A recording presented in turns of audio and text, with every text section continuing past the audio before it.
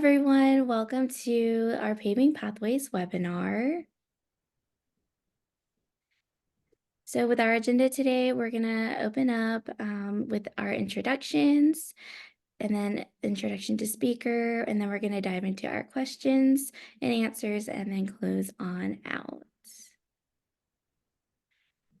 So the North Carolina Hmong Women's Association created Paving Pathways as a way to expose Hmong students and our community to different career opportunities and enrich them by providing valuable resources. So my name is Brittany, and I am one of the board members and the secretary for NCHWA. And here we have Lisa and Ha, and they can introduce themselves. Hey everyone, my name is Lisa. I am a volunteer with the North Carolina Hmong Women's Association, and I am the webinar team lead. Hey everyone, I am also a volunteer, and my name's Hall.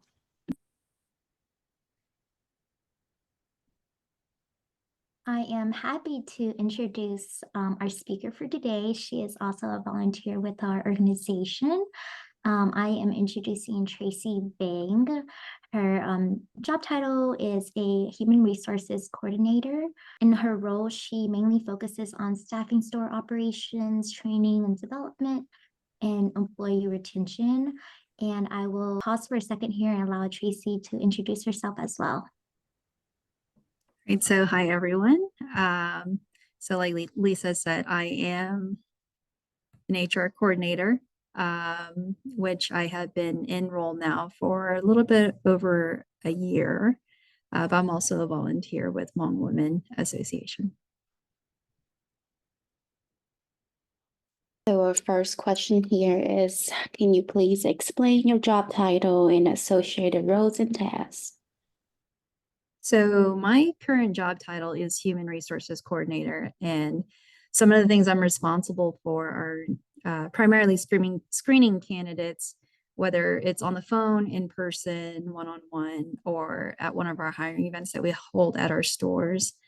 Another large part of my job requires me to staff, oversee, and develop the multi-store supervisor team, which is essentially a team of traveling supervisors who are all hired specifically to fill in staffing needs at our stores in the area.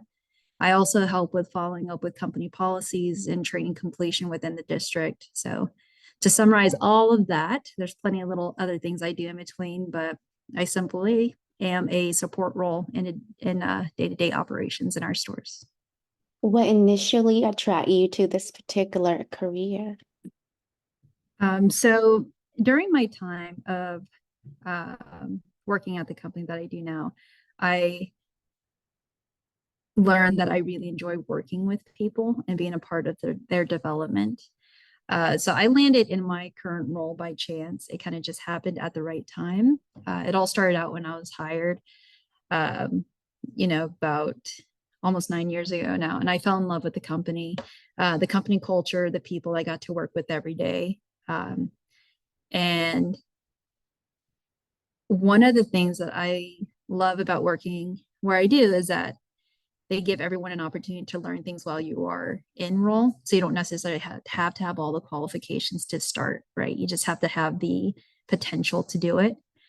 And I started in the store level as a supervisor and promoted to a store manager. And that was where I gained a lot of my HR experience there. I was in that role for about 4 years. So just through management and completing a lot of training programs through Sheets, the company I work for, I was able to develop my leadership and interpersonal skills. And so, yeah, during that time, I just realized that this is something that I really enjoy doing. I'm really passionate about it. So when the opportunity came available, landed myself the HR coordinator role. Okay, can I just say that I absolutely love Sheets? Like, whenever I pass by, I'm so tempted to just stop by and get like an iced coffee or something. You should. You totally should. Yeah, the hot food is actually pretty good. I was surprised when I moved to NC. What is so fulfilling about your job? So I think I get the most job satisfaction from being able to help people and contributing to development of others, like I said. I've seen people who come in super timid and apprehensive about taking the lead to seeing them come out of their shell and, eventually running their own stores, leading their own teams. And that for me is the absolute most rewarding part about my job, is to be able to be a part of that and contribute to that. So I know that my job does not have the kind of impact that will change the world by any means, but I do know that it has the potential to change the life of individuals, and that's very rewarding to me. What is your educational background? Are there any specific education requirements to become an HR coordinator?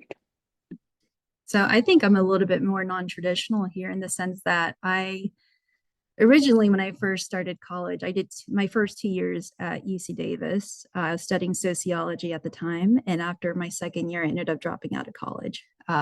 Life kind of happened. So I never went back to finish my degree there. But with that being said, I would like to say that human resources is such a broad department for a lot of companies out there, that's made up of a lot of smaller departments, covering just different parts of what HR really is. If that makes any sense, it's just such a broad department. So the role I'm currently in does not require a degree, but it is preferred. In lieu of degree, of course, if you have experience within the company, they obviously promote and train you in role, which is how I got in.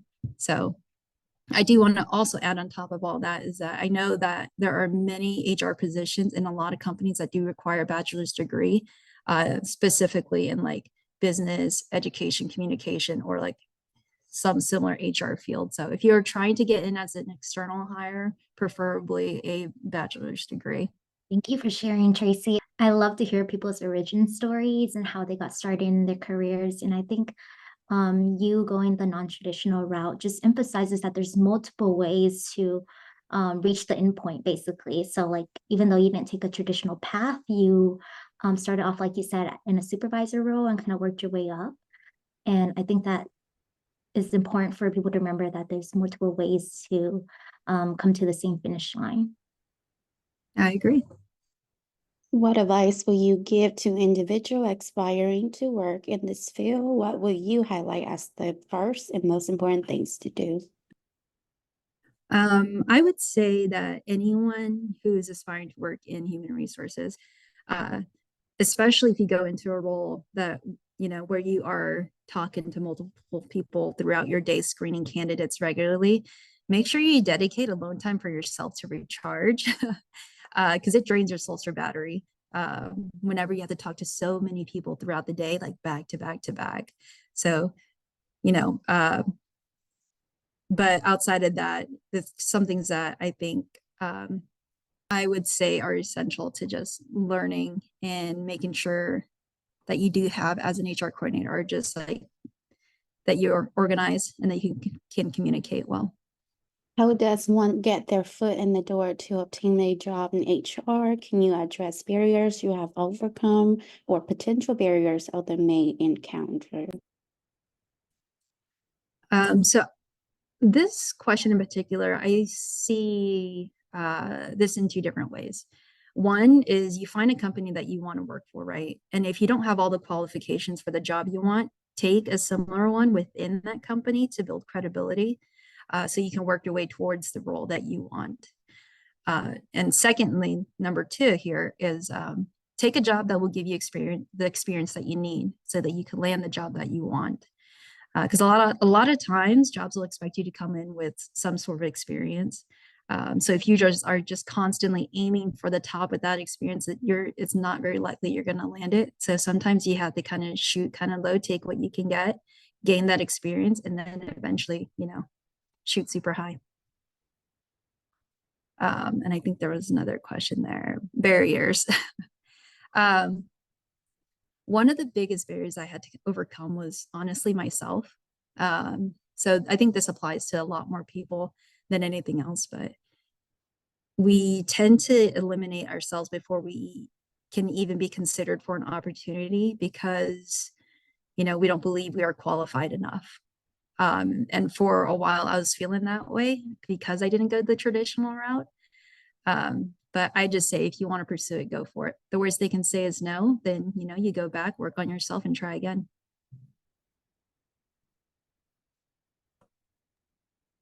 Thank you for sharing that. I definitely agree that sometimes we are the ones in our own path, and a lot of the time that imposter syndrome can also like kick in, just taking down like our confidence. So it's good that you pointed that out. What are important skills to have in your career? So I think the most important skills in this particular field isn't necessarily your technical skills, but has a lot more to do with your soft skills, especially your interpersonal skills.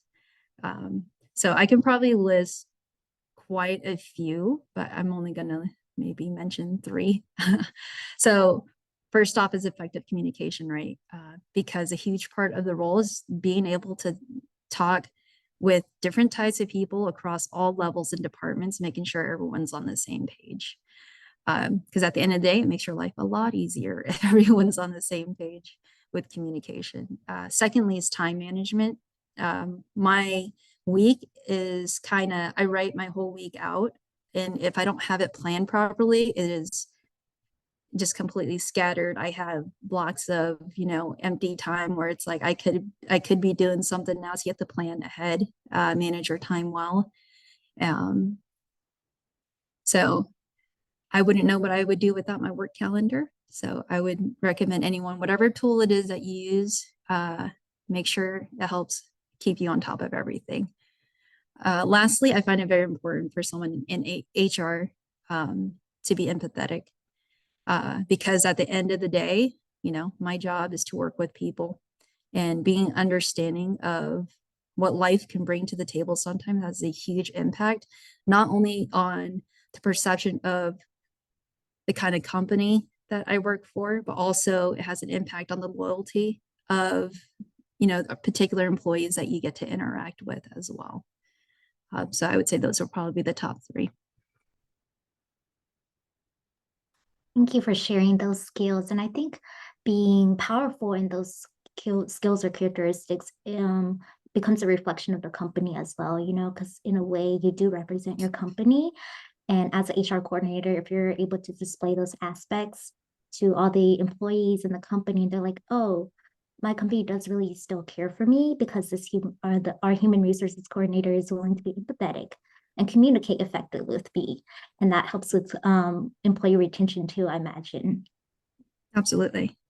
Let's address stereotype and misconception about HR. What are your thoughts on phrases such as HR only acts on companies' interests and HR does not listen to employees' complaints? I was kind of anticipating this question to pop up because I've been seeing it pop up a lot on social media, like on Reddit, Facebook, etc. So I have heard this plenty of times before, obviously, but I would say just out front, I cannot speak for any other company than the one I currently work for, just because different cultures, different businesses, practices and stuff. So when I hear that, it does make me sad though, because that hasn't been my experience. Even when I was working in store operations, I felt like our HR team was always reasonable. They were very fair. And personally, I like to hear what our employees have to say in terms of like, what kind of complaints you have. Like, please let me know, how can we make it better? I can't fix it if I don't know what's wrong. Or even like providing general feedback about like what they like, what they don't like, what's going well, as you can tell, I'm very involved in a lot of our day-to-day employees operations and stuff, because I just like to check in on people. So when someone does give me feedback and I can move it up higher than the chain, then I will, if I feel like, oh, this is actually something we really should address. And something that Sheets does really well as a company is they actually do listen to the employees. They definitely listen to the employees really well. And I do agree that companies, obviously, they do have to protect themselves. That's how they're going to be able to function and not be taken advantage of. But at the end of the day, good companies do take care of their employees as well, right? And that's not an easy balance. So I know that for every employee who has complained and said that HR is too harsh or they're unfair, I have equally heard from the other side that HR was not harsh enough, that someone just received only a slap on the wrist, you know. Um, so, and I have gone to bat for employees before too. When it gets down to the point where it's like, no, this employee, I'm actually going to back this employee up. I've done it before. But I think everyone should always remember as well that HR employees are still employees of the company too. So, you know, they're not like some sort of untouchable corporate entity by any means. They're still employees of the company at the end of the day. So again, I can only speak about Sheets as a company, and I think they're fantastic. So there's a reason why they're one of the companies on Forbes top 100 companies to work for many years. So that's all I got to say. Thank you for sharing that. And I'm sure every career has their typical stereotypes and whatnot. So thank you for shedding like your thoughts on that.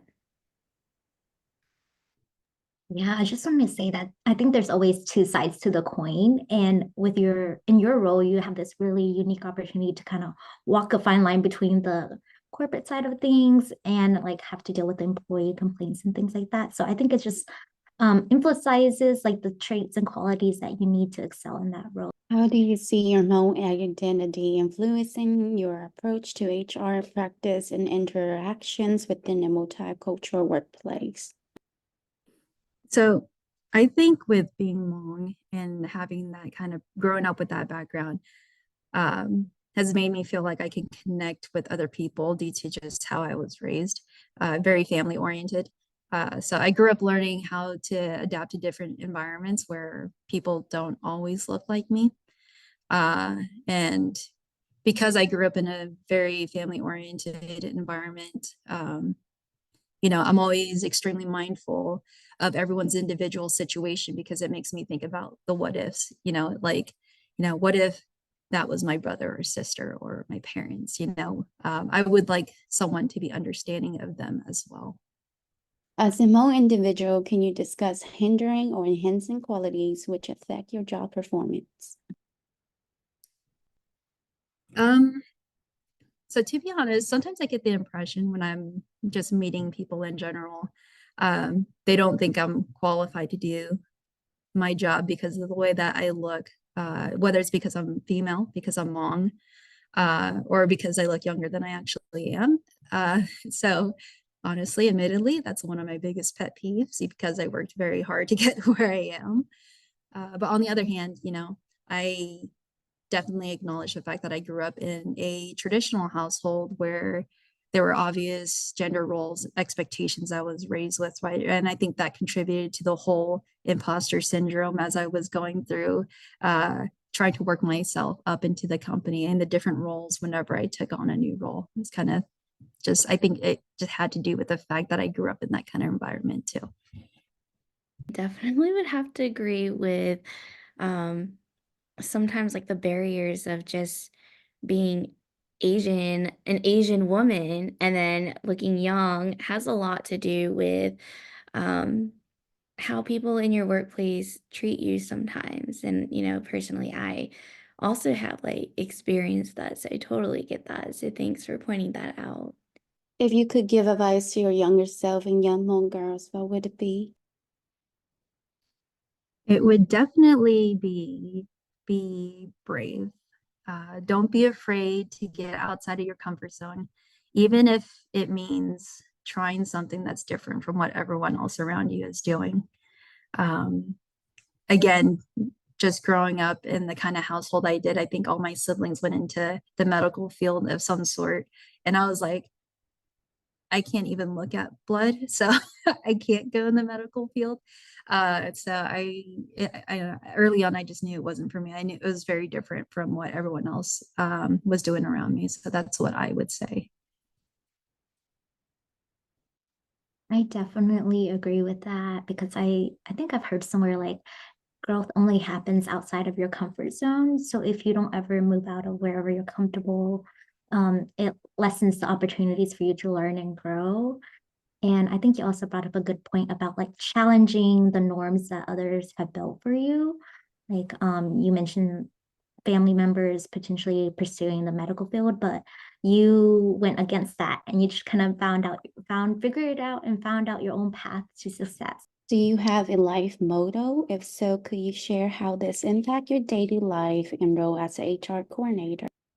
I wouldn't say I really have a certain life motto by any means. But I did realize it's only up until recently that my nieces and nephew are looking up to me.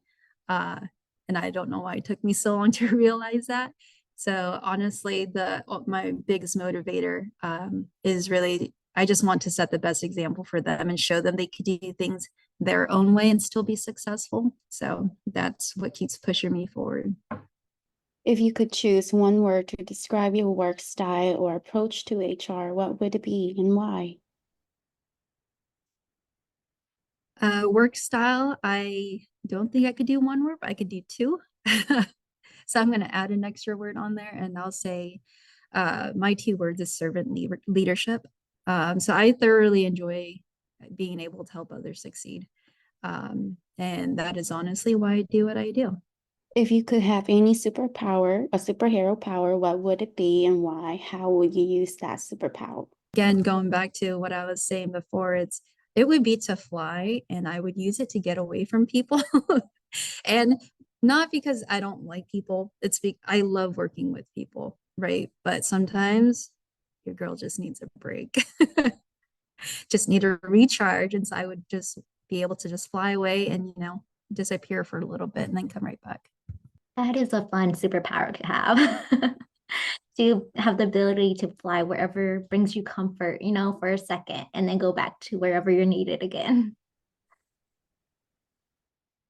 I totally agree. Like there are days where um I would have meetings like back to back and then it sort of fluctuates where I just have 3 meetings the next day and then back to a full, day of meetings and sometimes just like I need a break. I just want to like sometimes like crawl under the sheets in my bed like okay. But thank you so much, Tracy, for agreeing to do this webinar with us. And it was really nice to have you talk about like more about like the HR field. It's really nice to have like a variety in our webinar series. So that was good to see.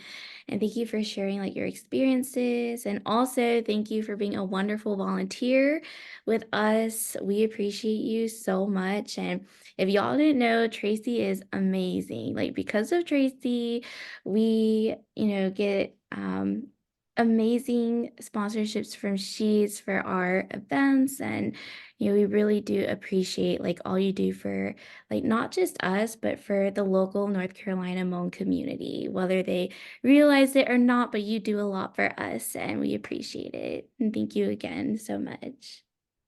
No problem. Thank you for having me. All right. Well, everyone have a great night. If you guys want to contact Tracy, she has her email up on the screen, and we can also put the details in our YouTube video. And also make sure to follow our channel and our social medias for any upcoming Paving Pathways webinar. Thank you and have a great night.